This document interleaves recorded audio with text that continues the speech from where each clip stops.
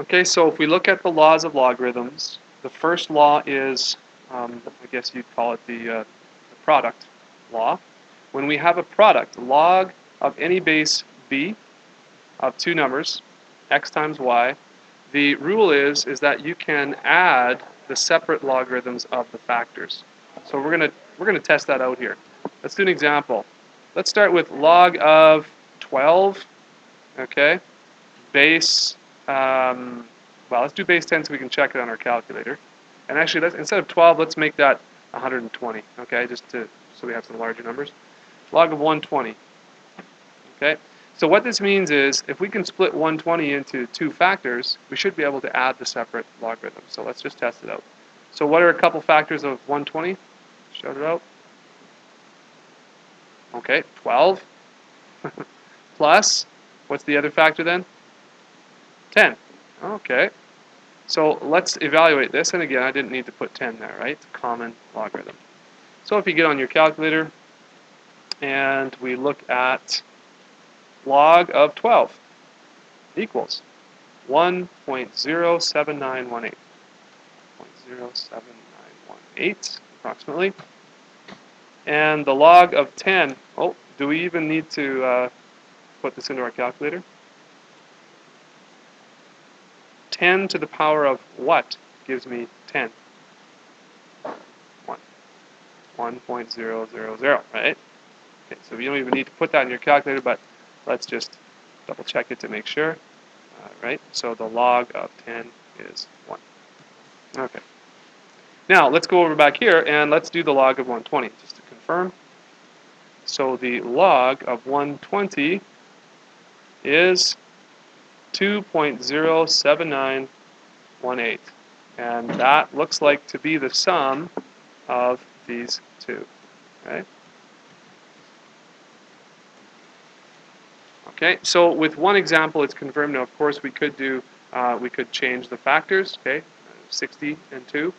You could do all that sort of stuff and make sure they add up. Okay, but that's your first logarithm. That's the basis of the product. Okay. The second law of logarithms that we need to know about is the division law here. And if you have any number divided by another number with any base b, that rule is going to be the log of x base b. And of course, if multiplication was addition, you would think that division might be something opposite than addition, and of course it is subtraction, okay, of y with the same base. Notice the bases stay the same. And of course we should do a test with that as well. Actually, why don't we stick with log of 120? Okay, log of 120. So can I write that as a division? So what is 120 written as a division?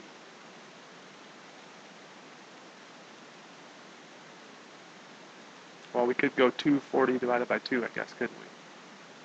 So we could rewrite it like that. And let's test out this law. So that would be log of 240 base 10, of course, minus log of 2. All right, so if we zip those values into our calculator, this is what we get for 240, 2.3802. For log of 2 is 0.301. And if we do that subtraction, of course, the left side equals the right side. So that seems to pan out as well. The last law that we'll talk about will be the exponent law. And this one, if you remember from pre-calculus, this one was really handy in helping us to solve difficult equations. And this is, I guess we'd call this the power law. But if you have the log of some power, so that's a base here in the power raised to an exponent of r, let's say, then what you can do is this power, okay, because remember the log is really a power, okay? So if you have b to some power equals x to some power, right, then really we have this sort of neat equality, and the bottom line is this r can come out of the exponent position and just be treated as a constant. So you have r log x base b. So this is a super handy trait there, and we should do a little example just to confirm that as well.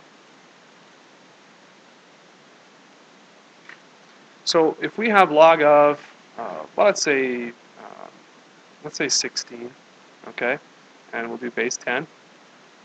This can be written as log of 4 squared, right? And so we should be able to bring this 2 down in front, and this should equal 2 times the log of 4, with, of course, base 10.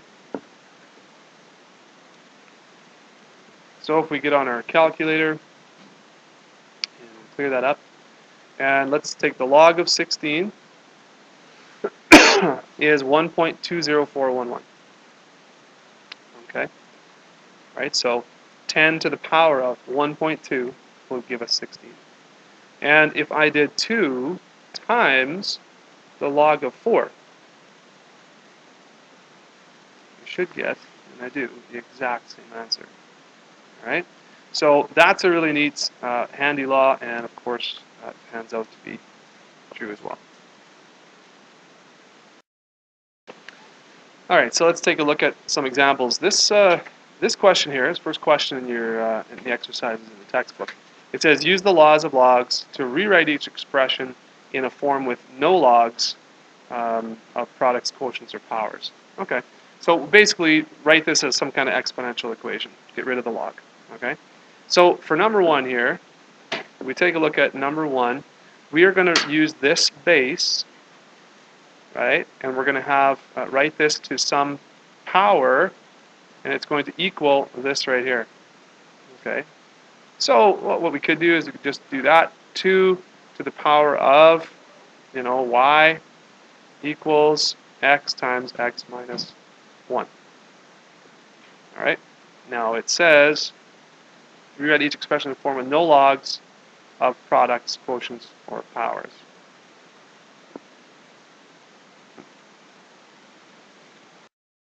Okay, so that's the exponential. That's not actually what they're looking for. They're actually looking for basically just use the laws. See, right now we have a product, so they're saying with no logarithms of products, so we can have it in logarithms. That's what we're looking for. So this, because this is a product right here between x and x minus 1, we can use that product law. So basically what you're looking to do here is to say log of x base 2. This is going to be plus log of x minus 1 base 2. And that's going to be your answer for 1a. Okay. Now if we look at e, let's look at e here now. Okay, so if we look at e, this is, we have x times the square root of y. Okay, so we can rewrite that right now just as log base 3 of x y to the 1/2. And then we could rewrite that now as a product of x times y to the 1/2. Y to the 1/2. And I don't think they want powers here, so what they're looking for you to do is to understand that, hey, we can use the power rule here, and you can bring that down as a 1/2, like this. So I think that's what they're looking for there. All right, so here's number 3, and this is asking you to go the other way. So if you have an expression like this, they're asking you to write it as a single logarithm, so to use the laws to rewrite this. And what we notice is we have a couple things going on here. We have 2 logs that are added. We have another log that's subtracted, so we got some kind of multiplication within a log happening, and some kind of division. We also have a coefficient, which means that's going to be an exponent, right? So if we put all this together, and that's a real mess now with my markers there, but if we put all this together, what we're going to see is this is going to be a log of something base 10, right? Because it's base 10 for all of them. We're going to have 12 times 7 divided by 2. 12 times 7 divided by 2. And that 7 actually should have an exponent of 1/2. So that's going to be 12 actually root 7. 12 times root 7 over 2, which I guess would simplify to 6 root 7.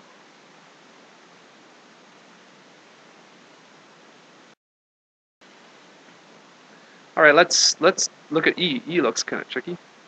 Let's take a look at E. So we're gonna have log base 5, right? We're gonna have now this exponent right here is over everything. Okay, so it looks like we're gonna have, you know, the square root here to the power of 1/2. Okay, over everything that's inside.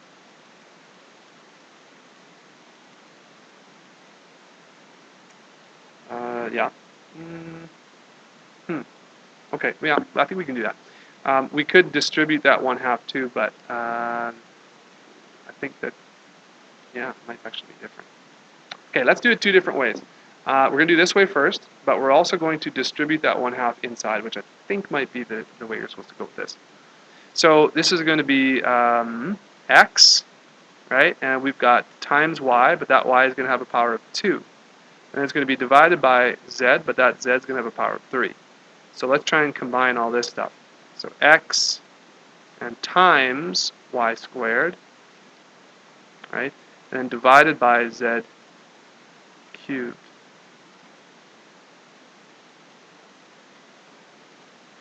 Okay? Right? And if we simplify this, that's going to be root x to the 1/2, so root x. And 2 times 1/2 is just going to be y over z to the power of 3 over 2. Okay, now it's a little tough to see there, but that looks like what we need to do there.